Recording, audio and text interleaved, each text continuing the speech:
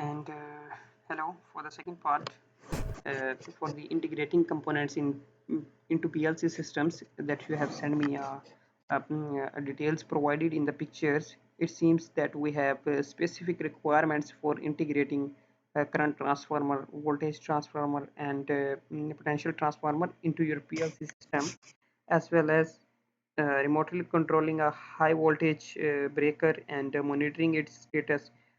Here's how we can approach integrating these components into your PLC system. We have basically five main, you can say, sections that I have divided this in all.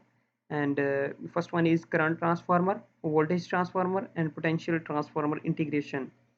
So for that, we have to use appropriate PLC input modules compatible with the signals from current transformers, voltage transformers, and PTs. Ensure these modules can handle the specified current and voltage levels. So we have to configure this first, and then we have to connect the CTs to measure the current flowing through the circuit, ensure proper wiring and calibration to accurately sense the current. I hope you know about that. And then we have to connect the VTs to measure the voltages level. Similarly, we have to ensure proper wiring and calibrations for accurate voltage measurement in case of VTs also. And the PTs can be used for stepping down high voltages to levels suitable for measurement and monitoring. And we have to connect them accordingly to the PLC input modules, right? And then we have the remote control of HV breakers.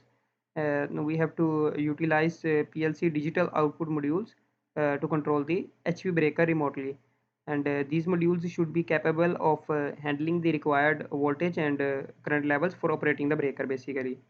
So if we interface the PLC with the control mechanism of the HV breaker, this may involve sending signal to energize or de-energize the breaker's coils for opening or closing the contacts.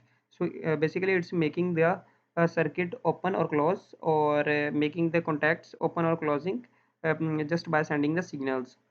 So to implement these appropriate safety measures and interlocks to ensure safe operation of the HV breaker remotely, we have to, this may include emergency stop functionality and feedback mechanism to verify the status of the breakers. For example, if there is event occurs like that, the breakers is not work properly, then we can judge this using the feedback mechanism to verify the status of breaker, that whether it is failed or working.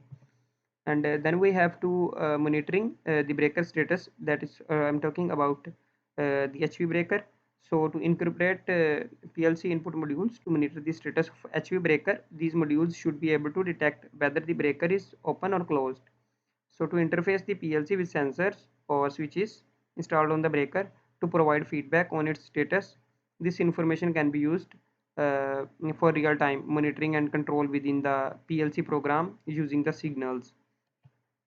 So if we ensure and we have to ensure that for integration of component specified in the metering panel, we have to ensure that compatibility with the PLC systems, as we talk about that the compatibility of the input modules in the PLC systems with the CT, PT, and VT. And so similarly, we have to ensure compatibility with the PLC system and appropriate input output modules. It is talking about the same thing because it is very important. So to connect the termination panel, current transformers, voltage transformers, live line indicators, and other components to the PLC input output modules as required. So to implement control and monitoring functionalities within the PLC program to manage and monitor the monitoring panel components effectively. And for the safety considerations, we have to take in mind that to prioritize safety throughout the integration process, especially when dealing with the high voltage equipment such as the HV breakers, so it's not harm anyone.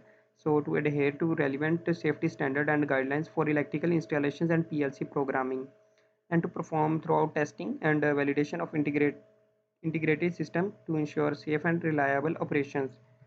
And here we have the conclusions that thank you for attending this PLC input training sessions, and feel free to ask any questions or seek further clarifications if you required. And I will also provide you another video on the that is basically relevant to the two details pictures that you have sent to me. Thank you.